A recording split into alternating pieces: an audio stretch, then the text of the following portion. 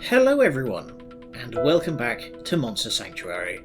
When last we left off, we had just defeated Asura and claimed the final Sanctuary token. So technically, we're open to forge our way to the end of the game, but there's a lot of exploring we can do yet. Oh, quick bit of housekeeping before we move on. Asura punched good. He punched real good. Anyway. Beginning our trek upwards, we find some treasure locked behind a strange grappling hook arrangement.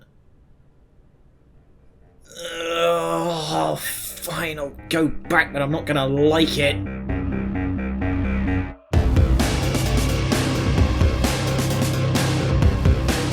Booyah! Bam! Splat! I'm gonna call you Steve! With Steve's help, we get the treasure.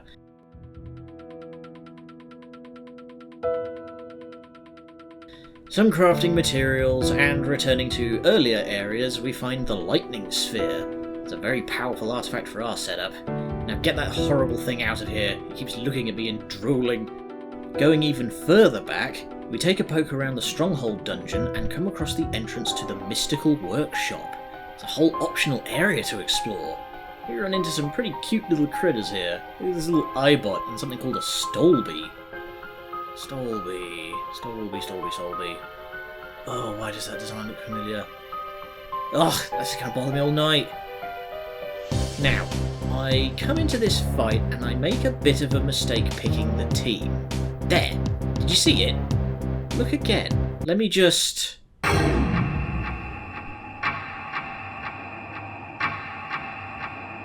And then I wonder why I'm doing no fucking damage! Change your plan! Like it! That was profoundly dumb. You know I play video games for a living, right? Like this is my job? Fuck's sake. Conveniently finding a different direction to go in, we head upwards and run into this horror show.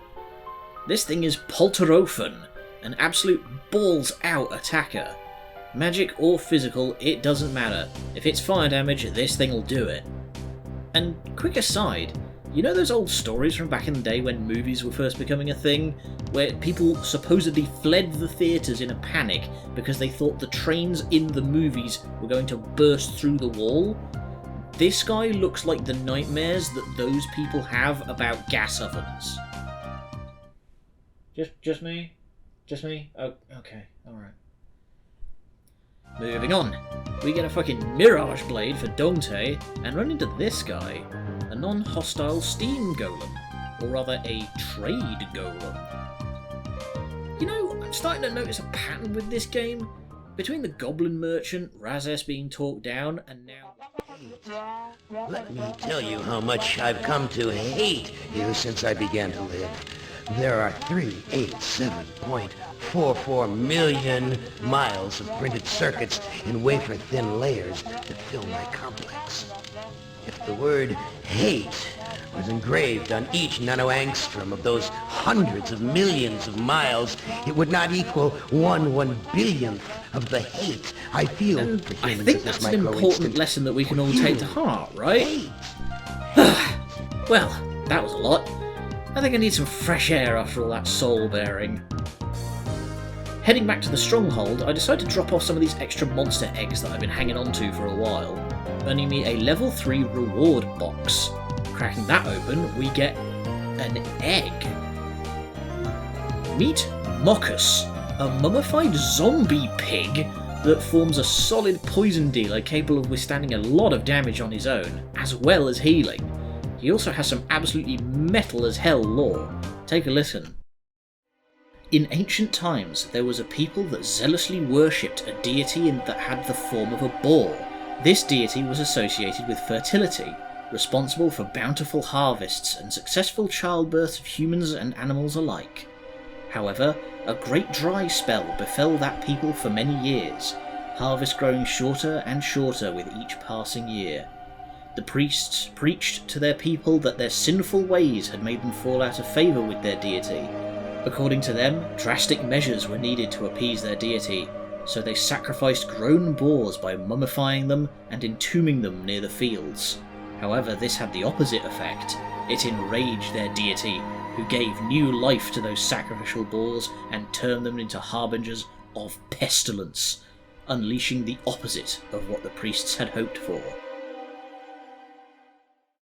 And that creature needs a fittingly metal name. Causeway!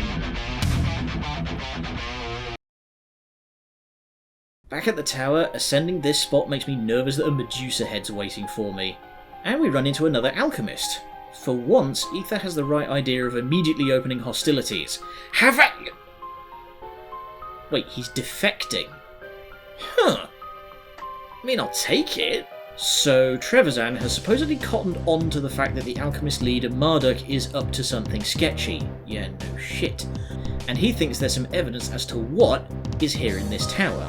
Seems like Marduk has a real problem maintaining loyalty among his ranks. So far we're up one true believer to one pragmatist and one outright betrayal.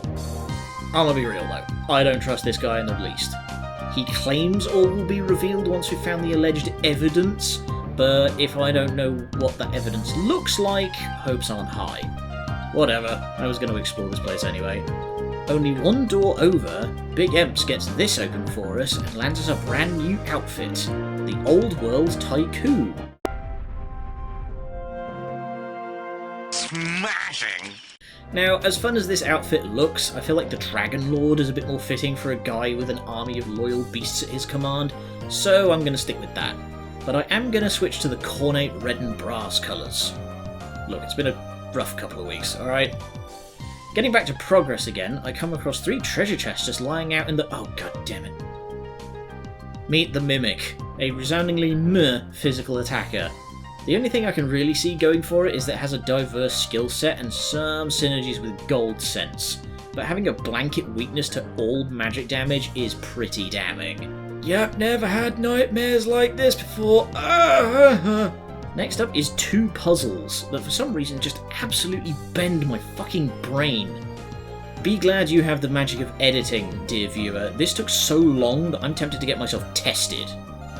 But lucky for my rapidly smoothing brain, we find the last of the blob statues.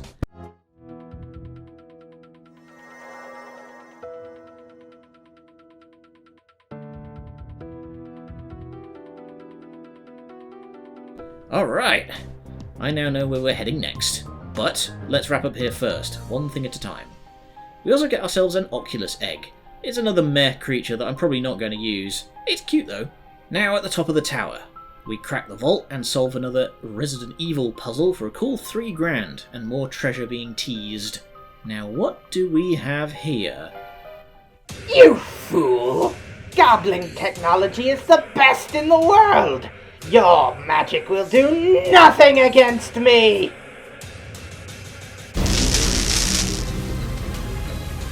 Huh. Not bad. Uh-oh. Brace! Ooh, okay, that hurts.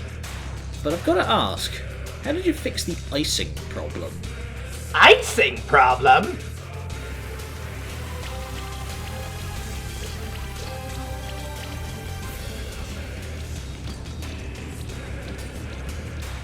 Warning, our reactor is unstable. Wait, no! Turns out freezing the hydraulics works every time, eh?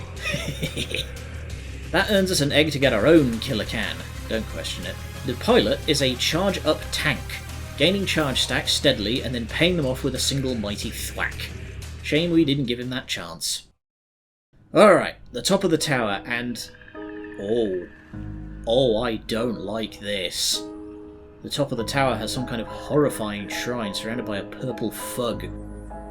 And Trevisan claims this is all the proof he needs that Marduk's up to something sketchy. There's not much more he can tell us though. He apparently hasn't even met Marduk face to face. He goes off to conduct his own investigations, and we pull this lever to open up the last part of the workshop that we haven't explored yet.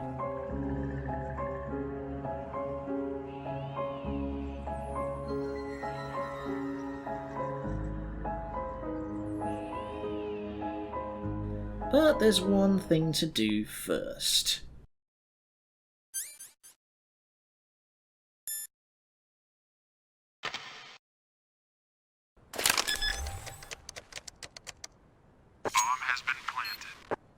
This is getting more and more worrisome. I was all about ready to write off Marduk as just some megalomaniac. If I'd have made a guess a few hours ago, I'd have said that since the Alchemist Order is supposedly well thought of on the mainland, that Marduk has fallen out of favour and is making a bid for his own little fiefdom. But this... something eldritch is afoot.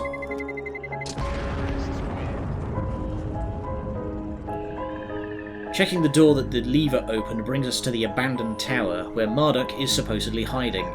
But it's locked down tight. No doubt that the key is behind the door the Oracle told us about. For now though, I want to explore, and there's plenty of that to do yet.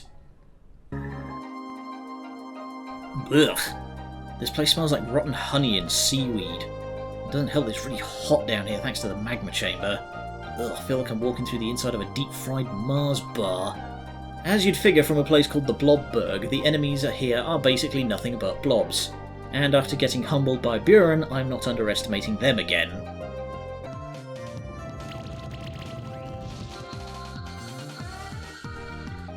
Also, there's these weird dead ends everywhere. It's marked on the map that there's a door, but it's a solid wall, and nobody on the team can get through it. Opening this red chest, however, does prompt a reaction, and the cave's open to let us explore deeper. And it just keeps going. Every dead end just opens up another path for me to explore elsewhere that leads deeper and deeper. I'm worried that I'm going to get to the end and have to fight the whole cave or something. Oh Christ, I hope I'm not descending into something's guts. The resistance is unfortunately starting to ramp up, and I feel like I'm struggling through a lot of these fights, so I elect to head back to the stronghold and beef up a little. And hey, guess what I suddenly remember to come back for? Now we're a little stronger, I take another run at Brutus. It does take a few attempts, but I eventually get the 5-star. Brutus is exactly what you'd expect. He's a physical damage brute. Probably the strongest base stats out of anyone in the whole game. Honestly though, I'm too attached to my current team to swap anybody out. But, more importantly for us, he has the Big Rock explorability, which means we can finally open up some of those treasure spots we've been seeing, but we'll get to that later. The Blobberg continues to get more labyrinthine as we go. I feel like I'm going in oh! Ah! Found the champion. Didn't have anything prepared for this. Okay, King Blob, King Blob. Ah! King Blob, I have found you at last. Your illegitimate and decadent rule is at an end. Say what you will, but it is too little, too late. Your defenders are routed. You have nowhere to flee. Ha! You have a silver tongue, perhaps, but you shall fall before the might of the Dragon Lord. Let me just super quick. Okay, ready. But enough talk! How about you?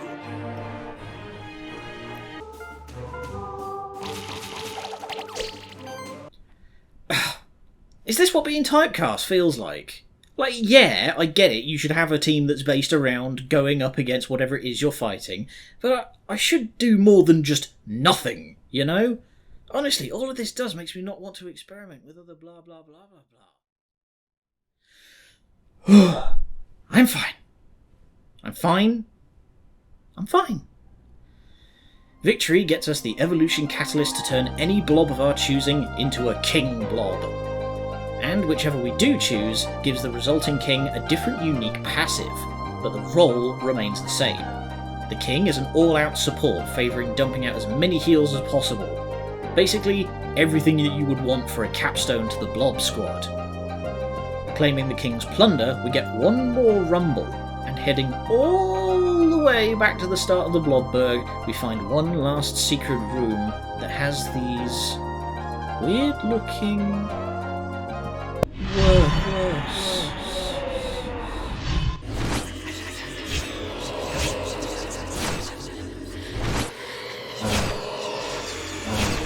Whoa! Where am I? What year is it? Boring. Hey, don't you sass me. I've been playing Worm since I was like 9. I know what you idiots are weak to. I'll get you. The Worm is a high-risk, high-reward monster. With 3 instances of the Ballistics passive, they have a mighty 75% damage boost, with a 30% chance to miss any given attack. They also have a 17% chance of a critical hit doing an additional 77% damage with Lucky Strike. And the Worm Troop passive makes all worms recover 20% health every turn. These guys are nuts, assuming you're willing to roll the dice. And so ends the Blobberg. A secret area definitely worth doing, as we now have access to the Blob Form explorability. It's Morph Ball time, baby! I'll see you next time, as we finally clear a few of these markers off the map.